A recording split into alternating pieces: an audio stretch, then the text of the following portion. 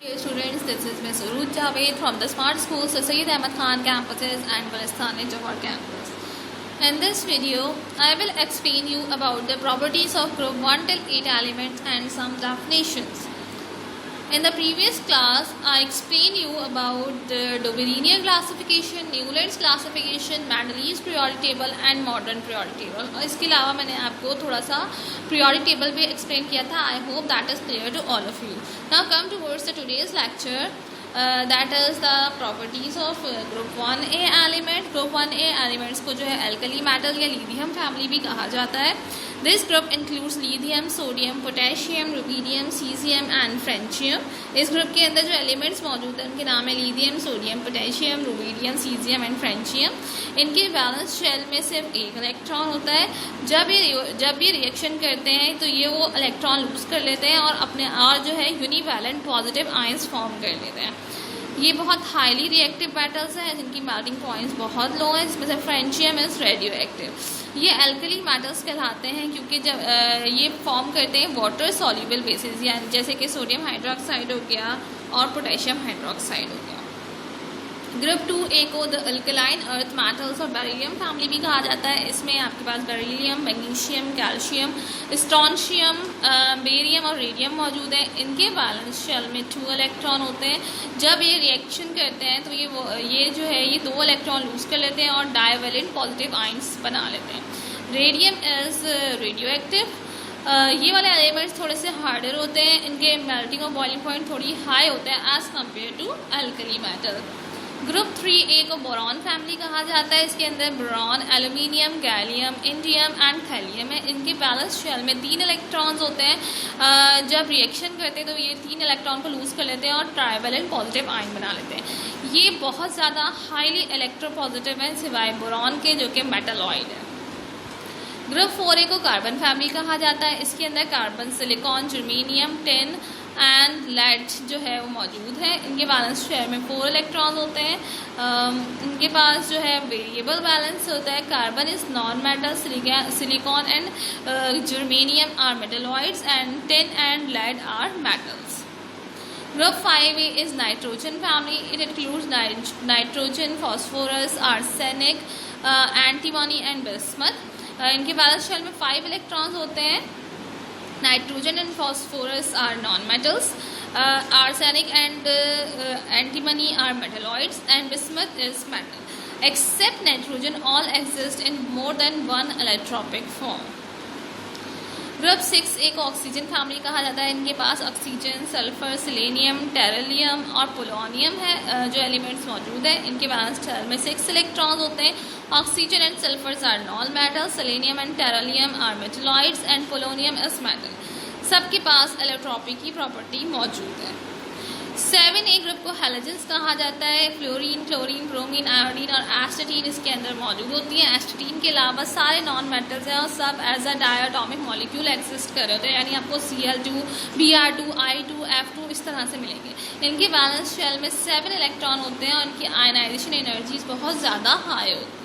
Group 8A को inert और noble gases कहा जाता है. इसमें helium, neon, argon, krypton, xenon और रेडॉन मौजूद होते हैं. इनके बैलेंस शेल में 8 इलेक्ट्रॉन होते हैं सिवाय हीलियम के जिसके पास 2 इलेक्ट्रॉन है. Transition elements. Group B elements in the periodic table are called transition elements. All of them are metals. In these elements, beside the valence shell, the penultimate shell is also incomplete. ठीक है. Group जो periodic table के अंदर जो group B के elements हैं वो transition metals के एलिमेंट्स कहलाते हैं. सारे के सारे मेटल्स हैं. ठीक है. इनके अंदर जो है क्या खासियत होती है कि इनके बैलेंस शेल के साथ साथ जो पेनल्टीमेट शेल है वो भी इनकम्प्लीट होता है. जब ये केमिकल रिएक्शन करते हैं तो ये एक से ज़्यादा वैलेंसी शो करते हैं और इस एलिमेंट जो ये वाले जो एलिमेंट्स जब ये कंपाउंड की फॉर्म होती है तो उनके अंदर बहुत they are having characteristics colours show कर रहे होते हैं. Characteristics of metals. If we talk about the metals and non metals तो कैरेक्टरिस्टिक ऑफ मेटल्स की अगर बात करें तो मेटल्स जो हैं वो इलेक्ट्रोपॉजिटिव एलिमेंट है. मतलब कि जब ये इलेक्ट्रॉन ये लूज करते हैं इलेक्ट्रॉन और जो है अपने आप को कैटायन बना लेते हैं. ये बेसिक ऑक्साइड फॉर्म करते हैं. इनके पास सबके पास लस्टर होता है और ये मैलिएबल और डक्टाइल होते हैं और they are the good conductors of heat and electricity. If we talk about non metal, they are electronegative. It means they gain electron to form anions. ये एसिडिक ऑक्साइड बनाते हैं. They are the bad conductor of heat and electricity.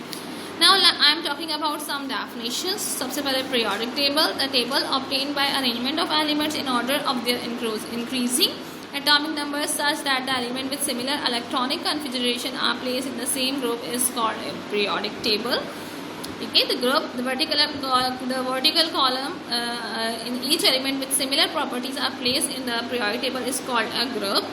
Example आपको यहाँ पे given है कि group 1A of periodic table consists of the following elements. The horizontal row of periodic table in which elements are placed in order to their increasing atomic number is called a period. Second period of periodic table consists of following elements. ये आपको जो है यहाँ पे एक period की example दी हुई है. जो periodic table में जो horizontal rows है वो periods कहलाते हैं. Here is the example.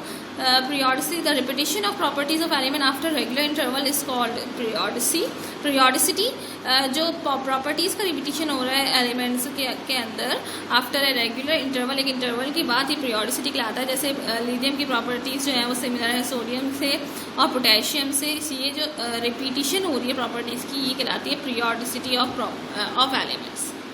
Elements which have luster and are malleable, ductile and conductors of heat electricity. metals वो element है जिनके पास shining होती है और थोड़े से वो नरम भी होते हैं, यानी आराम से शीट्स वगैरह में इसको स्प्रेड आउट कर सकता है और आप उनको वायर्स के अंदर भी जो है वो एडजस्ट कर सकते हैं. और इसके अलावा they are the good conductor of heat and electricity. They have electropositive character, मतलब कि ये आराम से इलेक्ट्रॉन को लूज कर सकते हैं. एग्जाम्पल में आपके पास सोडियम, पोटेशियम और मैग्नीशियम है. नॉन मेटल्स इलेक्ट्रोनेगेटिव है, मतलब ये जो है इलेक्ट्रॉन गेन करने की सलाहियत रखते हैं. They are the bad conductors of heat and electricity और ये एसिडिक ऑक्साइड बनाते हैं और ज़्यादातर इसमें गैसेस होती हैं.